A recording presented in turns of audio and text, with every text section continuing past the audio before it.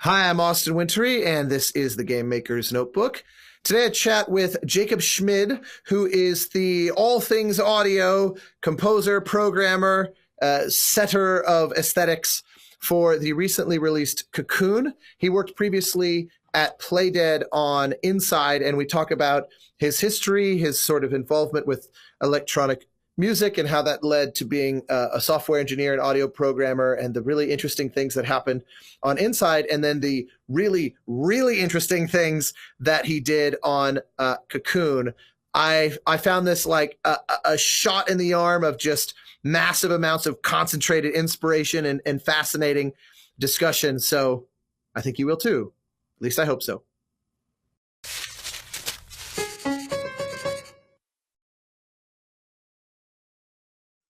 Jakob Schmid.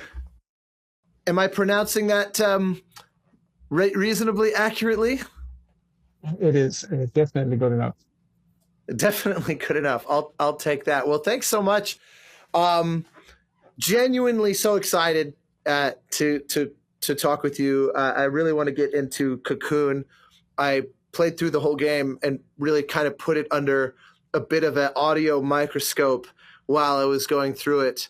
But also, I've spent the last however many years it's been telling everyone that I think Inside may be the most perfect game ever made by anybody. And so everybody remotely affiliated with that is sort of instantly a hero of mine because I just think it's an absolute incredible feat. And we did a lovely chat on here with Martin about it some months ago. And so in any case, it's a real pleasure to be meeting you and chatting with you. And how are you today? How's your day going? After this great introduction of yours, it's already going much better. Thank you. It's nighttime here in Copenhagen, and it's cold, but I have some coffee. I think I'll be okay. Good. Well, it's cold by Los Angeles standards here this nice crisp morning. So we're kind of united by our coffee and our comparative temperatures. Why don't you, if you, because I actually don't really know this, walk me through just a little bit of background on what got you into the world of audio. Particularly, it's interesting to me because you're obviously, a musician and you have a deep understanding of technology. We'll get into the whole synthesis aspect of COCOON, of course, is a massive discussion.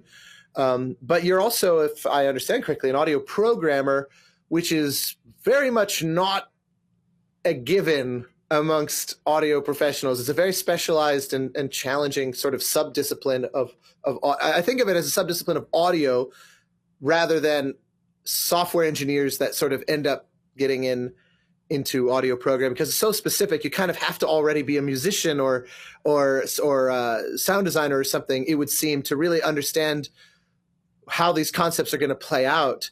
But that's might be my own blind spot. So correct me if you disagree. But also, I'd love to just know, from how does one grow up and end up with this interesting mixture of talents and craft? I think I thought about this because I often heard this question, and I thought about like what was unique about my background. I think there was a particular breed of computer musician or composer that from my generation and maybe slightly older that they did computer music back when the tools were required a lot of understanding of hardware, or they wrote their own tools and this kind of thing. So I was in this very like I think maybe it's even kind of a European thing where there was a lot of these kind of hobby music technologists that were just sitting at home and writing software and composing music. And to me, it feels very natural. Like I always loved music, and I played piano since I was a little kid, and then programming was like the most interesting new thing that just got me so hooked. And then those two combined, why not? Yeah. Is this something that you would ascribe to? I remember I did a chat with Jesper Kid, who talked about growing up during this, particularly in Denmark, the popularity of the tracker scene, and I would assume that it's sort of under that same general umbrella that you're talking about, the kind of music technology as one. And that makes a lot of sense. So I guess coming out of a similar impulse. Now, was there a sense that this could turn into a profession? At what point do you go, this is a really cool thing I enjoy doing, to I want to put food on the table by doing this? That, to me, that always sounded impossible. So I was music was like a hobby, and I never saw any way of. I'm from a small city kind of thing, and we I didn't see any way to make a career out of music. And then I thought that I could study music. I could become like a teacher or something, a music teacher.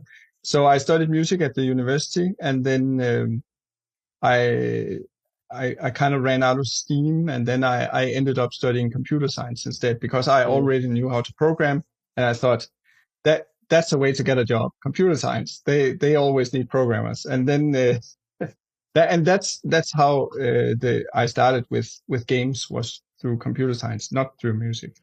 That was actually going to be one of my questions as well, because I wasn't sure where your entry point came in. So walk me through that. I mean, was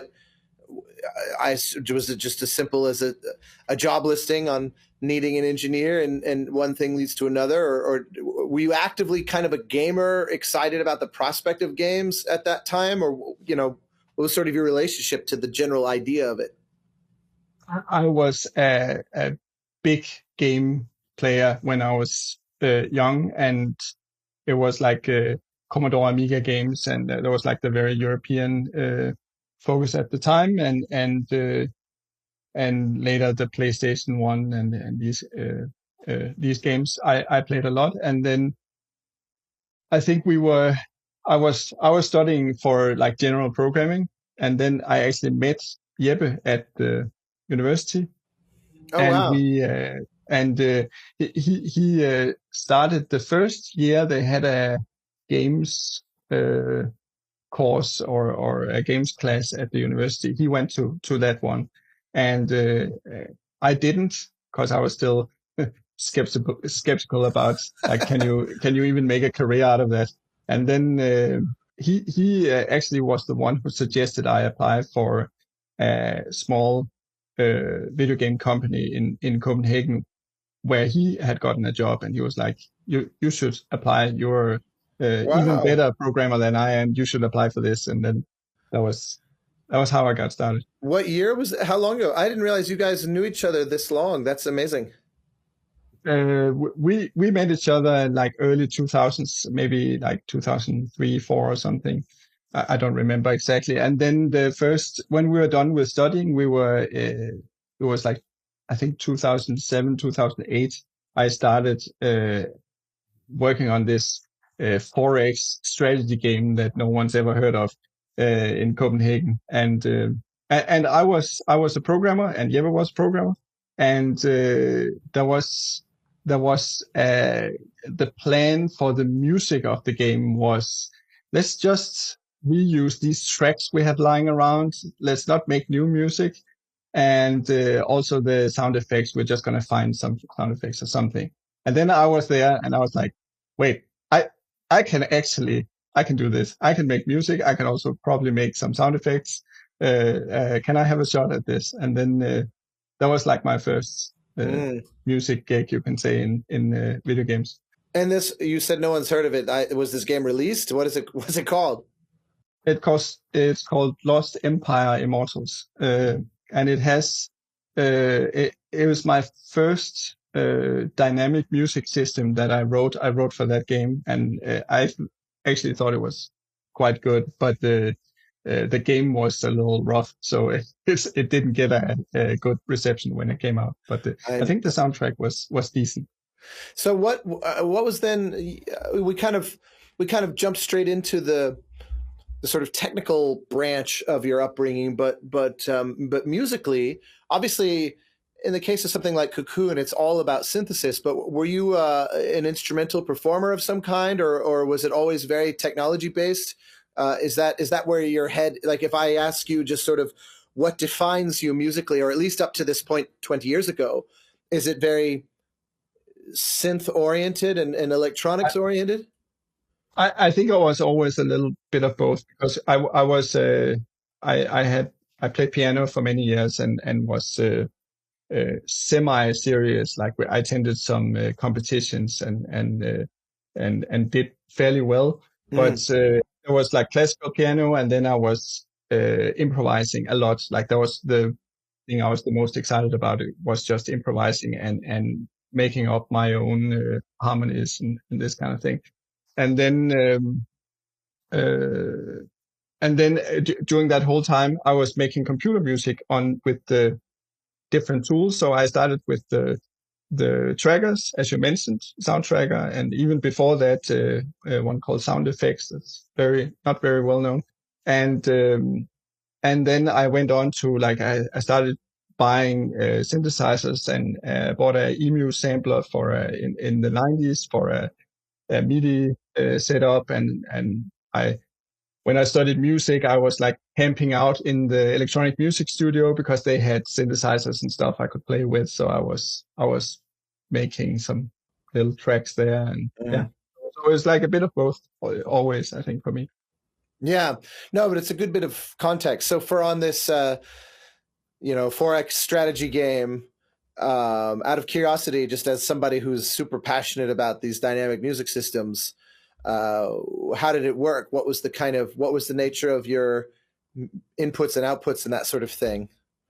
Yeah, the I didn't have any data from the game, so my only goal was that I would make some clips that would be played back on top of each other randomly, but I would make a system. I just thought up this idea that what if the different uh, little tracks I produce have a division in the frequency spectrum. So we have this track has only bass and high treble, and this other track is just like a pad that is like in the mid range, and then they're all in the same key. So those two could be mixed together. But another one that had another element in the bass or in the mid range could not be played on top of those. And then that logic was just Right. going at all times. And there would be a special track for rhythmic elements, so there could be only one rhythmic element playing at a time. So that's the way it works. Very simple and worked okay, I think. Well, but it sounds like the key is that it was probably very non-repetitive. I mean, it sounds like it probably very nearly always sounded a little different or a lot different depending on how those tracks were produced. That was the Uh, goal, yeah. yeah, that's cool. The It's interesting. The sort of total independence from the game also is a fascinating. I sometimes say to folks that it's almost like a dark secret of interactive game audio that sometimes you can make something seem very dynamic just by being randomly different. Yes, It's true. like a dirty secret, where the player will project some kind of intention and meaning on a collision of elements that no two players will have quite the same. But in any case, okay, so you were already friendly with Yeppe. So then at some point, I would think a few years after this is when you come to Play Dead, right? And begin this collaboration. And you worked with Martin, I think, directly. How did that come about? I imagine your relationship with Yeppe was key to that happening, if I had to guess. Yes.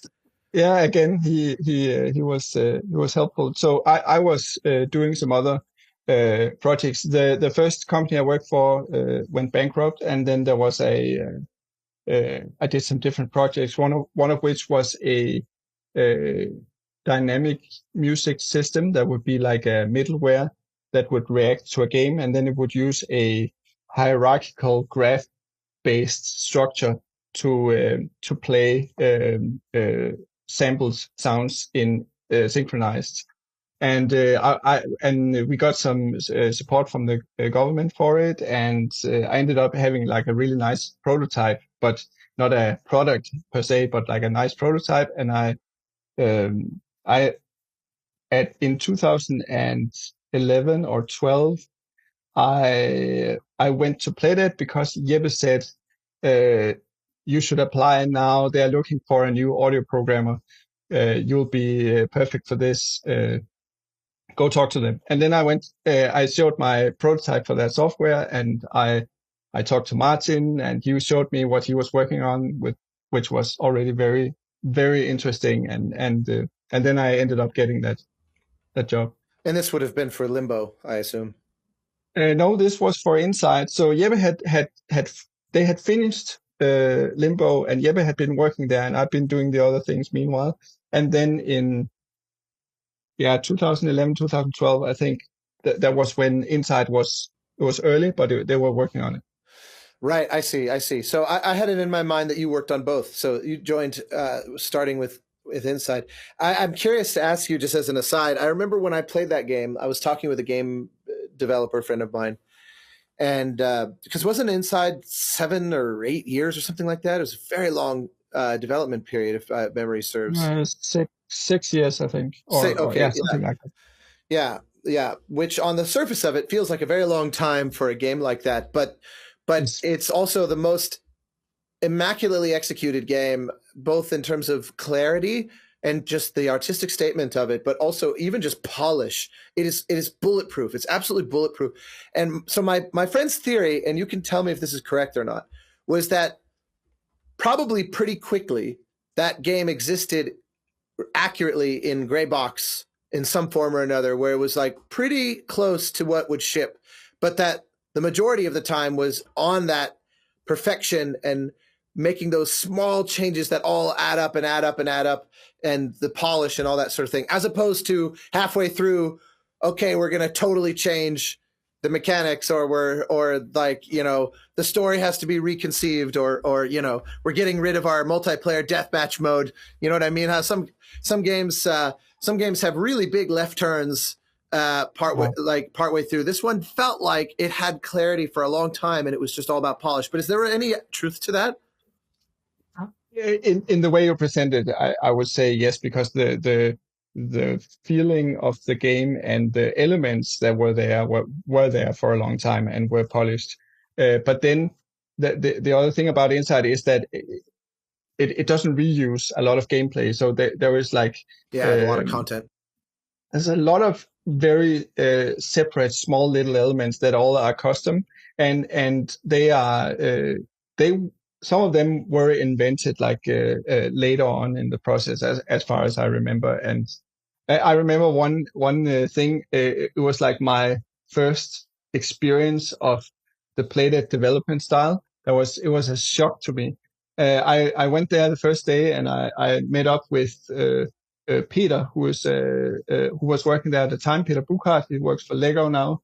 And he showed me what he was working on. He was working on the boards that you pull from a door, so you can enter the door and then you fall down, and then there's this row of zombies walking. But those boards were individually customized. They had hit points. They would regenerate their hit points if you didn't pull fast enough. And he was writing this whole script for one board, and I was astounded that, like, oh, this is the way you work here. You guys are insane. This is going to take forever. Yeah, but it shows. It's like that.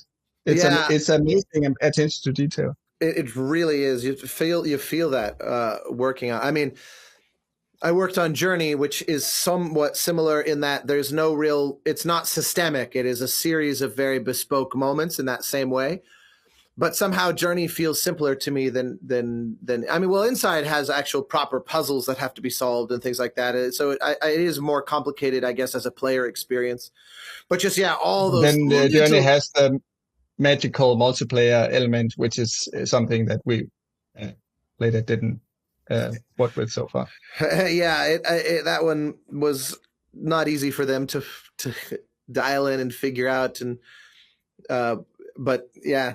In any case, so I know I have seen firsthand a bit that idea of every moment has to be sculpted manually. There's no way to kind of copy paste assets and reskin them or something. It's pretty much even just the geometry of the player of the map, basically everything is just so custom. But so explain to me kind of the dynamic. Obviously, I spoke with Martin on here, and we talked at length about his process and kind of what went into the development of the sound. But obviously, this is a game where the sound design and the music heavily kind of interweave with each other, and the whole world is kind of a unified audio experience.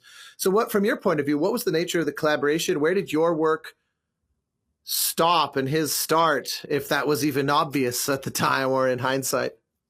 It was very obvious. Martin had in the beginning he had like very very concrete specific problems he wanted solved. For instance, the big lump of bodies that you control. Spoiler at the end of the game. He Yes. was working on a prototype for that he had built himself, and it was amazingly well thought out and intricate. And he was like, yes, but we need to turn this into like a general system that's going to run well in the game. And we need these requirements, this type of sequencing I want. And then I would be like, okay, I know how to solve this. So I would just write tools and he would be using the tools, and that's it. So I didn't produce a single piece of sound for the game, but the systems underneath the audio I wrote most of. That's interesting. I had assumed that just as part of shipping it, that invariably those borders would kind of permeate a little bit, but that is fascinating to hear. Well, freaking bravo, literally, to everyone involved. To me, that is a game that every single person on the team deserves accolades. I mean, it is just, I really mean it when I say I think it is a perfect game. I think it is one of those that it shows the elegance of what a game can do that no other medium can do. You could not duplicate that experience. Yeah. And even just from a unbelievably elegant design standpoint, character, cold open, no game prologue. It was the year 2175. None of that. We just start on a shot. Kid walks into frame from the left. You just think, maybe I'll point him to the right. Immediately it says, yep. It was amazing to me how it could tell you nothing and tell you so much. Just unbelievable. To me, it is absolutely the shining. If we have to make another Voyager space probe with a golden etched vinyl record to represent like the best of mankind, that is the game that, for me, I would say, if you want to show what video games are as an artistic medium where design and mechanics and audio and storytelling all come together in this package of just supreme elegance, for me, Inside will forever, or not forever, hopefully someone makes something even more amazing someday, but for now, that to me is just the quintessential. So I envy your opportunity to be part of something. Some people would also say journey for that particular question, but no, that's very kind of them. I'm happy to fight them. There's no weird tape loops and electrified skulls and that sort of stuff. But in any case, so all right, and then at some point, obviously, Inside is finished, and I'm assuming where, I don't know, I haven't read much about this transition to starting a new studio and with Jeppe and beginning work on COCOON. I don't actually know how long it took, and was it relatively soon after Inside launched that the studio was formed and you moved over? Kind of walk me through that story, and obviously here your role expanded considerably compared to Inside. I think what happened is that Jeppe wanted to make his own project, and we had been talking for fun about like what if I'd read the book Masters of Doom, which I thought was such a fun story about starting a new company, even though even there was trouble later on, but the founding a new studio sounded kind of fun in a way, and so but Jeppe left Playdead, and uh, we talked, and I decided that um, I was, I think I was just 40 at that point, and I thought, if I have to jump into a crazy new adventure, this is the time to do it. I'm not getting any younger. This would be probably a good time to do that. And so I decided to join Jeppe, and he had the idea for COCOON. He was started talking about that right as he had left. Played it, and he was explaining it to me, and it was like this incomprehensible what he was trying to explain. Like he had this mental map of this game, and I just saw like nonsense in front of me when he was trying to explain it. So, but he kept talking about it, and he it sounded very fascinating, and like yes, let's try to make this. This sounds like a good idea. And then we founded the company in 2017, which is I think I stopped at Playdate in 2016 after I had to finish the PlayStation port was the last one I think I worked on, and then it was like okay, so we now Inside is out, everything is okay, and then this is a time to try to go and start something new. Yeah, so and there was So just me and Jette in the beginning. wow. So and 6 years basically from then to now. Yes, 6.5 years.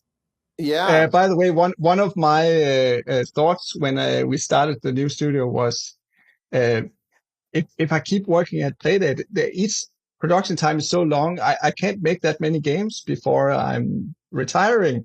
And but if we start our own studio, we can make a game twice as fast, and that was a total illusion.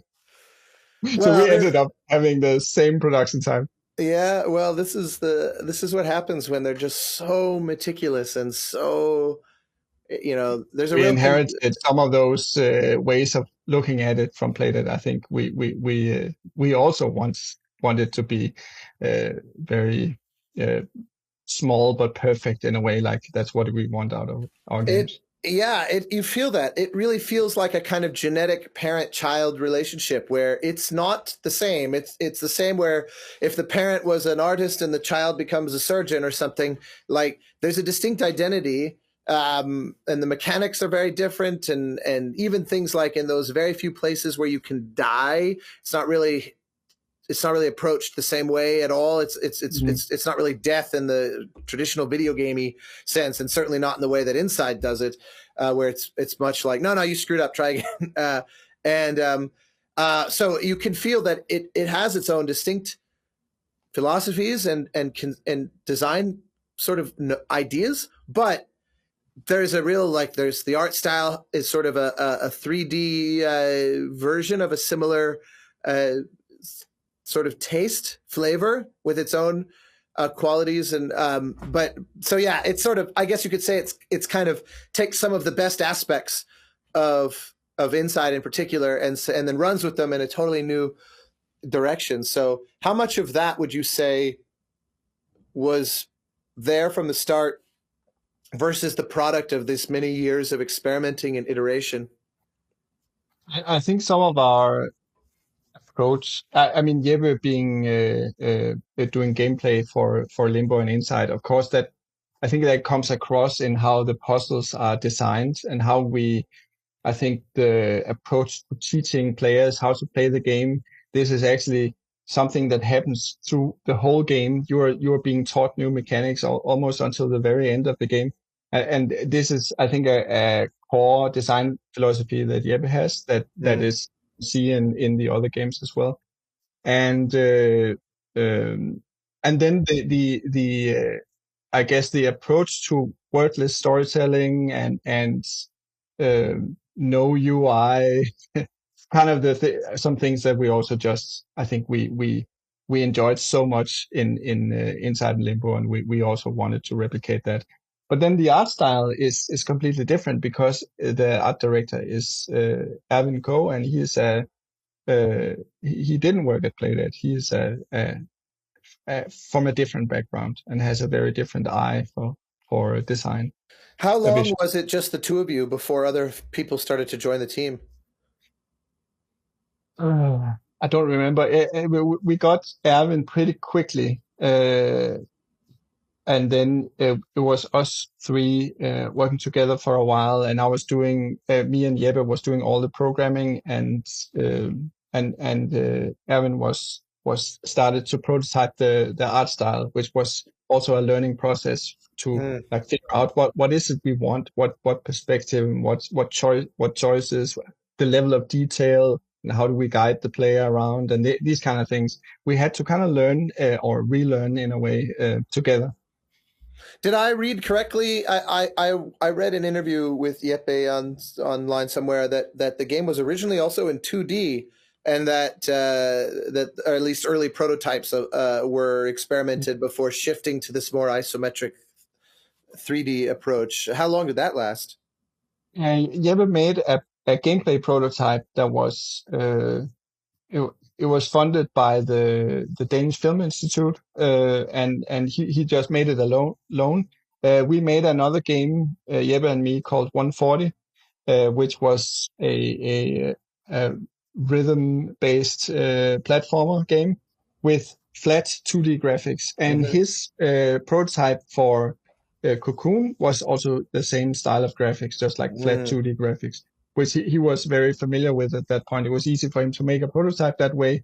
And then we tried to develop that 2D style into something that would look cool in a finished game, but only when we hooked up with Erwin, we got this kind of like, okay, this is what we want, and it's not 2D anymore. It's like a isometric style, as you say. Mm. Um, so the big question, of course, is this commitment to everything being synthesized, no recordings, no, violin solos, all this kind of thing. Was this part of your idea from the start? Did Jeppe and you kind of develop this collaborative? Where did this? Because that's what I like about it, is that that's a philosophy that you then go, okay, this is sort of like the North Star, that will guide all the decisions we make. This is something I also try to do in my work, and say, I have like rules. I'm gonna only use this, or I'm never gonna use that, and start to take things off the table, because the creative challenge, obviously, of saying, okay, well, if I'm not allowed to, use all these conventional means, where do I go? How did you arrive at that? Was it from the start? All that. I just want to know, because I want to unpack how you made some of these sounds. Yeah. I was just reminded when you said what you're not allowed to do. I was reminded of I read about I think it was Peter Gabriel's third or fourth album where they would record drums, but they were not allowed to use cymbals of any kind. So they just had to invent a drum production style that didn't require cymbals. I thought was a fun There's a little. yeah, in the it's like 50s 60s time period, in Italy, the composer Ennio Morricone was part of an improvisational music ensemble where the rule was you have to play either an instrument that you don't play, or if you do play it, you have to play it in a way that's not normally how it's supposed to be played. So it's like this very avant-garde kind of group where, obviously the music is probably quite hard to listen to for most people, but it's the very essence of experimental, as a result, that. And I love that. I love this challenge of, okay, flute, but don't blow into it. It's a percussion instrument or whatever, you know what I mean, that kind of Yes, thing. yes, that's very fun. I think I'm trying to because it's so long ago, like the decisions are became vague to me. So I've kind of retraced my own steps to figure out where it came from. I think the original impetus was I I really, really wanted to have a real-time synthesis element in the game. So I wanted to have a synthesis plugin that ran while the game was running. And then I thought that can't be the whole soundtrack. So I need to have something that fits a, a software synthesizer that's running real time. So maybe we say it's all synthesizers. I'm allowed to use the normal stuff I use in Ableton Live, and I was discovering Bitwig at the time, which I ended up being extremely useful. And then it's like, okay, I think I have my rule for this game. I want something that has like 70s new age aesthetics, like a Tangerine Dream or um, Blade Runner. What's the Yeah, like composer? Vangelis. Vangelis, like his Spiral album. I don't know if you heard, but it's like Hmm. a very, very cool synthesizer album. And I thought, okay, this is what I'm going for, and and I want everything to be synthetic on the music side, and that's it. And that's an easy decision from my side. I know how to do that. And then the other decision was, what about the sound design? How do we make sound design that fits? And me being the only audio person there in the team at that point, I have to make some decisions about that. And I didn't know that how many people we would be on the team. So I thought I might have to do all the sound design for this, similar to what we did for 140. We might not Mm. get funding, so we can hire a real sound designer. So I was like, okay, what if all the sound design is synthetic and even a little bit music-like? So maybe the lines between sound design and music are blurred in a similar way they were in 140. And then there was like, okay, we have a concept now. This is what I'm going for. And then I had to stick to that afterwards, which was the scary thing as the project grew in scope. Yes, I'm all too familiar with that. You come up with an idea that seems super awesome, and then you start thinking ahead to executing it in reality and making it real, and the terror starts to set in. um, It's all based on your crazy decision that you made early on. I always joke that it's that scene in Independence Day where Will Smith and Jeff Goldblum's characters make this pitch to fly the alien spaceship up to the mothership and plant a computer virus. And all the generals and military people go, okay, great, go do it. And then the two of them look at each other going, oh shit, we have to actually do this now. Oh, I always say this is basically a snapshot of game design. You know, you have this incredible thing that everybody can picture, and we have that wonderful fantasy moment where the game exists perfectly in all of our heads. And then and then okay, 24 months or whatever, 36, 48 for how do we make this real? It's quite challenging, but in any case, so okay, I want to look talk a little bit more about this real time synthesis versus the pre baked elements, because I also want to get into the actual implementation. I had a theory about what was going on with some of the elements when I was playing the game that felt a little unique, but I want to get there second.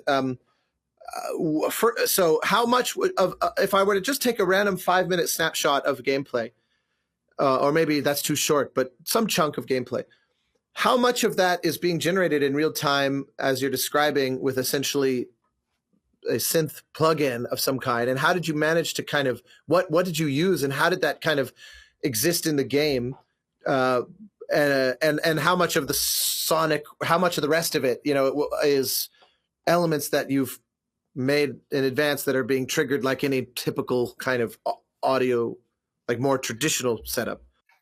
yeah. So the for the if you're speed running the game, you will hear a lot of pre made music being triggered. But if you are playing like a normal player and you get stuck in a puzzle and Mm-hmm. you linger around for a while, you will be hearing mostly generative music. So I used to say for a normal session, I don't know. I'm basing this on nothing, but I think for a normal session it's like around 90% or something generative. And so Wow. so uh, So uh, does that mean for like the stingers and things entering into new areas and uncovering that would be the more pre-baked, but once it kind of takes over into a exactly. more ambient, mm, Yes, that's how it works. So the stingers, uh, it is exactly entering a new area, it's opening a portal, it is getting a new ability. All of those are pre-made, and then they often the way it works is that they finish playing, and then they just naturally just jump to a generative little piece that is that fits the style of the stinger. so explain to me how the generative aspect of it works. You know, how complicated of a setup is this? Is this generating based on is it randomization like your 4X strategy game? Is it based on inputs from the game or from the player? Walk me through what is happening there. How variable could it get if I looked at 5 different playthroughs of different play? I obviously only know my experience, and so I don't. It's so smooth. The thing that it impresses you with is this whole thing is just elegant. It never. There's no obvious kind of edges, so it's hard for me to know how it worked, which I think is that's impressive. It's like a Las Vegas magician where you don't know how they did it. That's nice to hear, because that was the thing I was the most worried about, is the I feel like the stingers are produced in a way where I can clearly hear that, oh, I'm using this kind of distortion, I'm using this kind of I'm using Valhalla vintage reverb, Yeah, and then sure. the real time stuff, it doesn't have any of that, like that. I'm very happy that you think that. The implementation is, we use Fmod, and I wrote Fmod plugins in C++ that that cover different types of synthesis that we know already, most of them, like common types, and then they but the interface is very custom for this project. Even like they could be used for a different project, but like it has like knobs for scales that are predefined for this project, and these kind of things that are very custom. And yeah, I have a subtractive synthesizer plugin, like a Moog kind of thing, Mm-hmm. that does arpeggios and bass lines and this type of stuff. And then there is granular synthesis, kind of my own weird version of that, uh, on a synthesized piece of audio that is built in. And then Meaning you're the source for the granular synth is something that you created and already like it's not feeding in, for example, something that's elsewhere from the game or something like that. no, it is just a one bank of sounds Yeah. that's in there the whole time. Mm-hmm. And then there is an FM synthesizer that I came up with 10 years ago. It is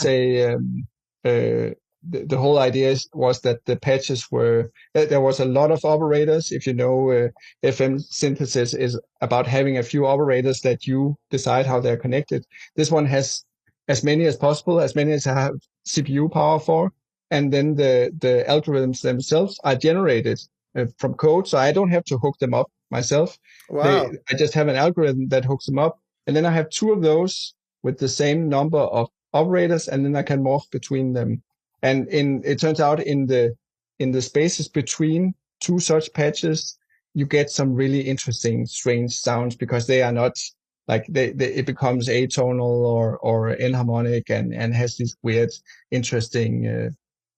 Some of them sounds like deep brass sounds or something like that. It's very uh, interesting to work with. As the game has come out and you've seen people play it, how much like how prescriptively designed is the like when you're talking about custom scales and things, obviously it's possible to narrow the constraints of a design like this such that there won't ever be any major surprises because there's only so far the system is physically capable of going. Is that the case here, or have you watched playthroughs where you went, oh wow, I've never quite heard that sound before? Absolutely. That's I think I always trend towards making something that surprises me, and I'm not afraid of having something that sounds a little bit off.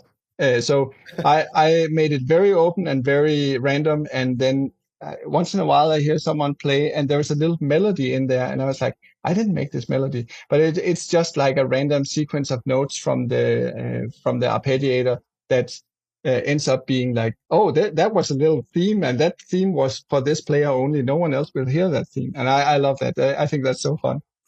I love that kind of stuff. One of the things that Epic has been developing this tool called MetaSounds that I imagine you're familiar with for use in Unreal projects as a development environment, and they have huge amounts of these kinds of tools available. And one of them that's very cool that I like a lot, that is currently being underutilized, is to that exact end. You can actually it can basically do deterministic randomization, where it will generate that melody and then it will retain that and can keep it alive and persistent and use it for subsequent variations and that kind of thing as well. So that Yeah, that's those kinds interesting. of those kinds of situations that you're describing, where a little thing pops out and you go, oh, that's cool. It actually can endure, and not be ephemeral in the way that these systems naturally are, which I think is a cool way to kind of build on that. But I That's love a that. very I cool love, idea. Yeah. to me, there's something really magical about game design, where the designers are creating this thing that's sufficiently alive that players engaging with it will yield unexpected results. This is obviously when you think about like the immersive sim kind of games, where, like Deus Ex, where they're watching people play it and coming up with strategies to get past guards and things that they didn't even know that you could do. I love that. I think that's absolutely so inspiring. And I hadn't realized that your system is capable of that much versatility. That makes me want to go play the game a second time and really sort of linger in these places. How did you kind of QA this, given that? I mean, how did you even sort of reach a point where you said, okay, we can ship it? Because after a certain point, it's not about, oh, I don't like that. It's about whatever happens, happens. You know what I mean? There's an interesting challenge of where you find that line. It's a very good question. I feel like I've just been listening to these different patches in these different areas and just tuning based on my own experiences. Actually, something that I realize is that how when you play it with someone else, I'm sure you're aware of this. Like you listen in a different way.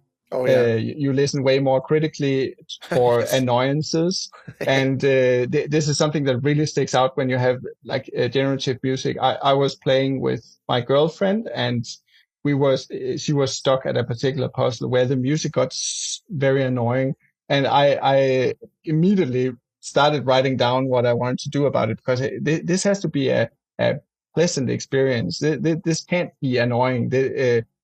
But she was just stuck in a place where I had not been stuck myself when I was playing it, when I was testing it out. So I think the QAing, I wish I could tell you how what what what what a good way of doing that is, but I don't have an answer. I think we stopped when we had no more time, and I was we would just have to be okay with releasing whatever that was, and and uh, and it I'm pretty happy with it, how it turned out. Well, as you ought to be. It's really quite amazing. Um, I one question I wanted to ask you, I kind of hinted at a minute ago, was that the I'm curious to unpack also a little bit about the intersection of the design, the game design and puzzle design with the music. Obviously, you already mentioned you enter a new area or you've unlocked a new mechanic. A new colored sphere has come into your toolkit, and that it introduces new ways of interacting with the environment and different kinds of ways of thinking about these puzzles. Totally understand that you have stingers attached to those, but um, I'd love to hear generally about how you worked together, but first I want to share with you my theory that I felt while playing it. I don't know if this is me projecting or if this is actually what you did, but whenever so these puzzles require you to kind of look at the way the different environmental kind of components are interacting, and then realize, okay, I've clocked the logical sequence that needs to occur. I need to do things in the right way. Like, for example, the blue sphere, the one that made me smile was where you have to time it correct. There's a lot of timing ones that are fascinating, where you have to really get it just right. But there's one where you have this sphere that makes the kind of shaft of blue gas turn solid or not, and it's one where once you let it go, it starts sliding, and then you have to stop it and then come up in the middle of the thing. And what struck me was there were moments in the game where once I realized what to do, before I actually did it, the music would seemingly start to change, because it's like it knew I figured it out, even though I hadn't done it yet, even though I hadn't actually solved the puzzle. And I felt that repeatedly in the game, where it seemed like a shift would occur because I thought, okay, it recognizes in my behavior somehow I've done something that you would only do if you know how to solve it. But the actual literal, it's like if I have 4 keys and I've picked the correct key, but I haven't put it in the door yet, it just knows because I grabbed the right one, it knows I'm about to do it. And I would feel the music ushering me along. And I told a friend, I said, it's like the game was whispering in my ear, okay, bravo, you've done it. Is that my imagination, or is that correct? You are exactly right. Spot on. That was, how did you do that? Because I like, that's seemingly very breakable. Where if I like, how you know for a fact I got it, and don't give me this false positive encouragement. I'm blown away. I thought that was so cool. I think this was. You might be surprised to hear that this was something that happened very late, very very late in the production. It was Jeppe was thinking about.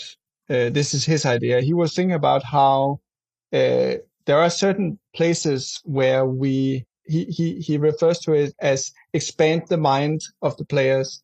So the players reach a new level of understanding of the rules of our universe. And he has this, he calls it a ladder of understanding, where there are steps, and these, it's not like, oh, you interact with a new thing that does something local in a little area. That's not a step.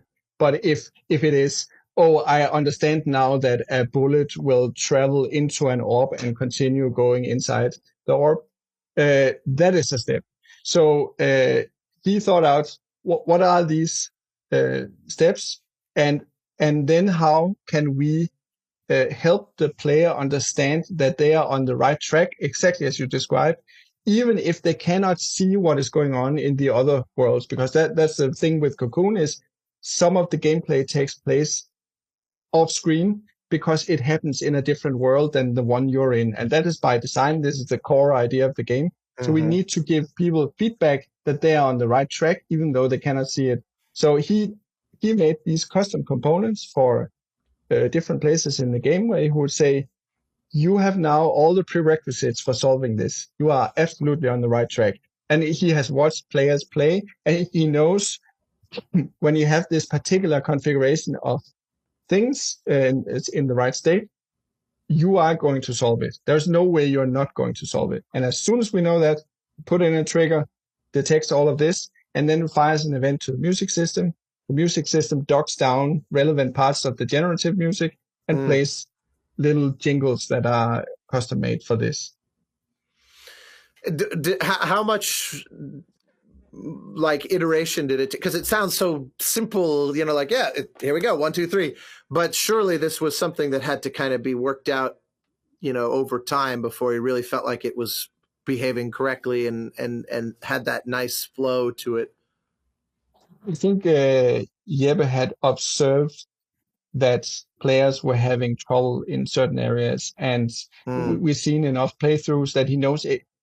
That's the thing about the way he designs games is that he seems to know what is happening inside the heads, and we all think, oh, we have our own unique understanding of this game, and we are so special when it comes to that. But it turns out Jeppe kind of knows what is going through your mind at any point in this game. It's very annoying, actually, but he's incredibly good at guessing what is happening in your mind. So he knows when we are feeling insecure, when it's getting a little bit much with the different worlds. It's like, this is the point. I can detect this. All my game logic is set up to be able to detect this, and then send an event to Jakob, and then I will play a little rewarding sounding jingle on top of it. So has there been, as you've as it was play tested, getting closer to release, did you have to tune those things? Like, did that actually turn out to be correct?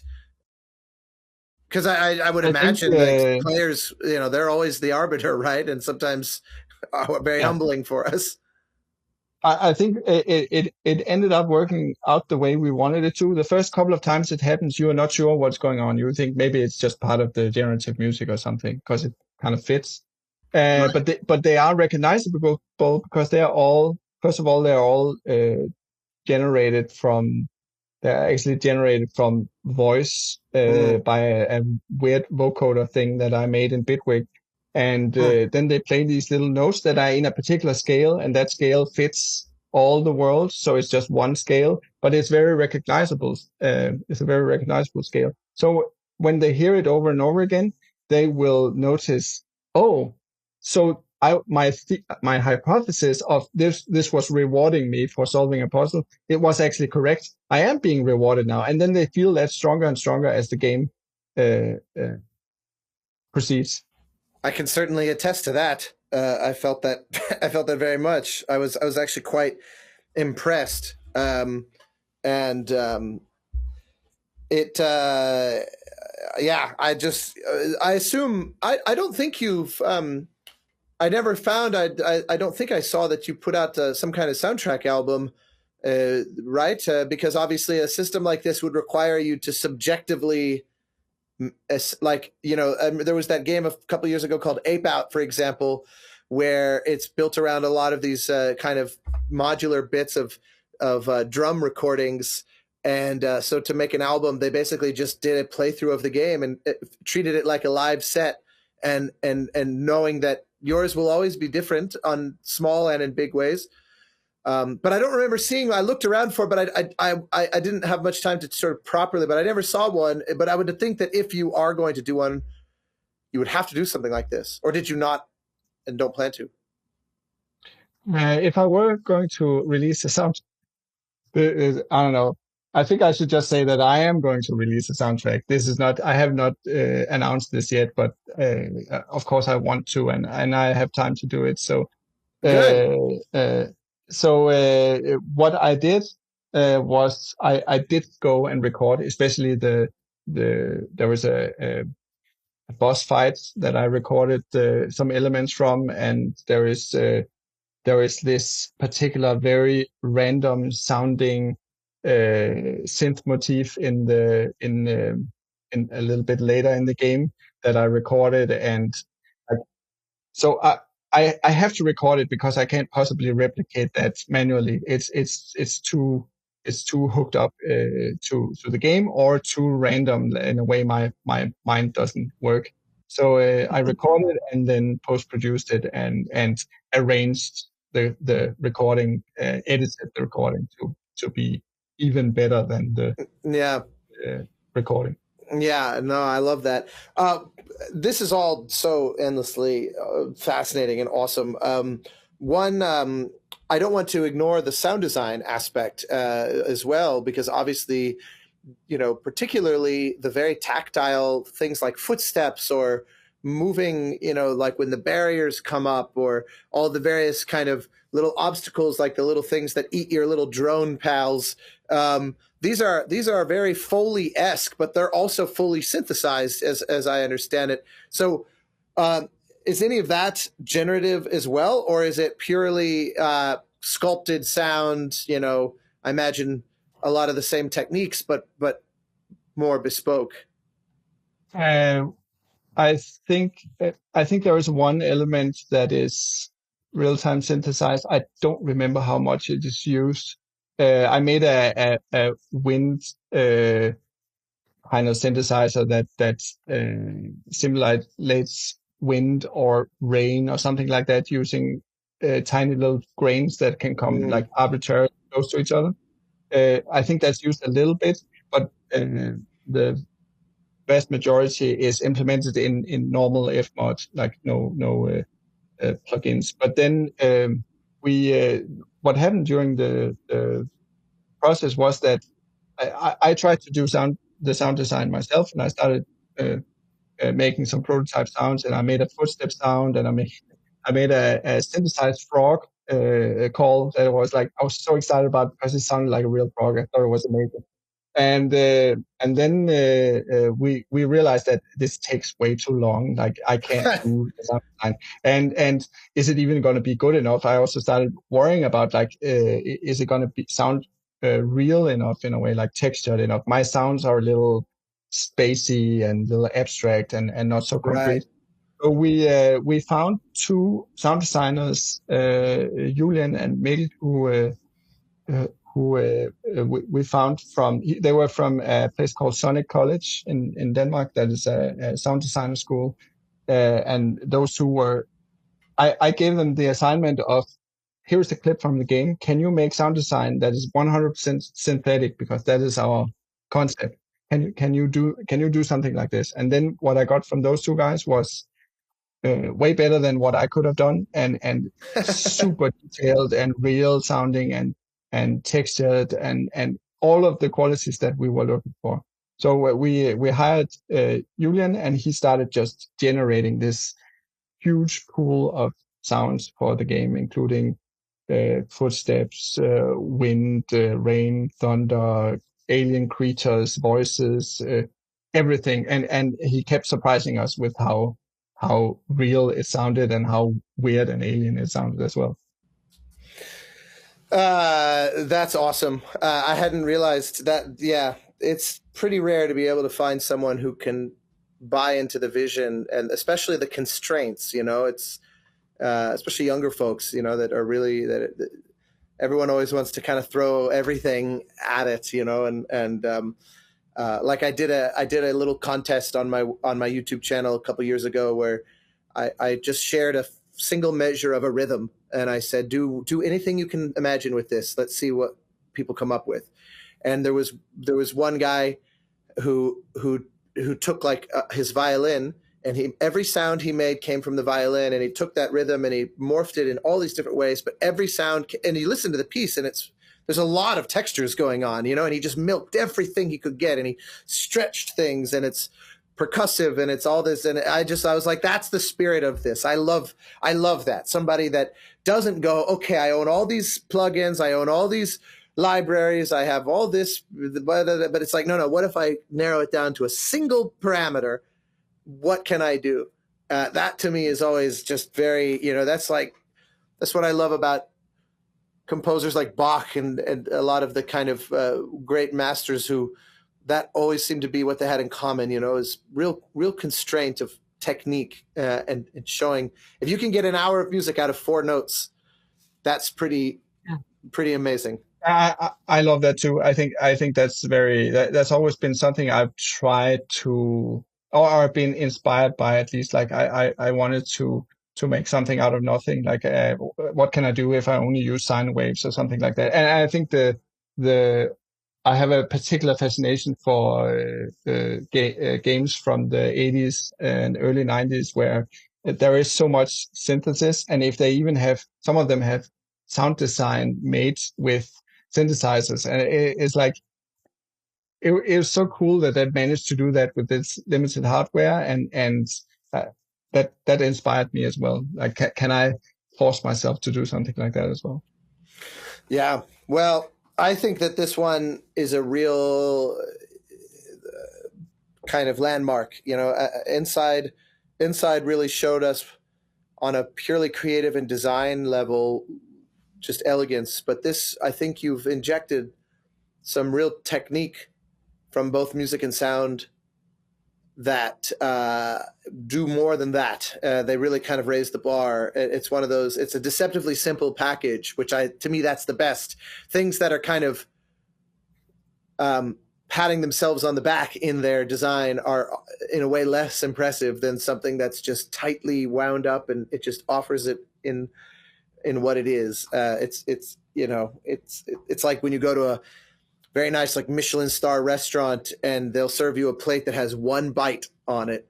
And some people might look at that and call it pretentious, but I always say I admire the confidence of going, I'd like you to enjoy that one bite that has been absolutely just slaved over to try to make it the most perfect thing we can imagine, and let the memory of it do most of the work, and not this prolonged experience. And I see that in your with what was going on at Playdead, and now obviously here with COCOON. It's very exciting. So I'm very grateful. My only other question, and then I'm happy to turn you loose in your evening, and thank you so much again for making the time, is how has it been watching the reception to it? Obviously with Inside, the game was enormously well received, but your contributions were probably slightly more kind of in the shadows. You're very, very core to this game's success and reception. How's that been? We were so. You would think that we would be confident when we release a game like this. We worked on some games that got great reviews, but we were so nervous, and I think Jeppe didn't know how the game would be received, and I did keep saying I don't know about the whole music business, but I feel like everything else in the game is so good that we are gonna get good reviews. People are going to like this. And I think I was right, first of all, and secondly, I hear some wildly different views on how people uh, heard the music. Like I heard a reviewer say that it was just a awful noise, and he didn't even want to talk about it. And some people barely notice that it's there, which is also fine. It doesn't have to be like the ambient music, especially, is not trying to be in foreground. But then the few people who talk about it are intrigued and talk about it in a way which is like that is exactly what I wanted to inspire in people. Maybe it's not melodic or has like this weird quality to it, but I wanted to make something that was unique, and I wanted to see my little music plugins running on people's hardware out there in the world, and I accomplished that, and seems to work out, and that's like the best thing for me. And the sound design is something I'm extremely proud of, but I feel like it's mostly due to our amazing sound designers. They took my silly idea and turned it into something very, very confident and well executed, and I'm so happy with that. Well, there's no better note to end on, I think, than that. So I thank you so much, and I'm not sure when this will publish. I know that we already saw the game get some love at the Game Awards nominations yesterday, I think, as of when we're recording this. And who knows when it comes out? It should. Have hopefully many more waiting for it because it's a real feat, and it's one of those that, much like Inside and Limbo, makes all the other designers and game companies around the world reimagine what's possible and kind of raise their own consciousness, and it's, to me, that's just terribly exciting. Thank you so much, Austin. That's great to hear. Pleasure. Thanks for joining.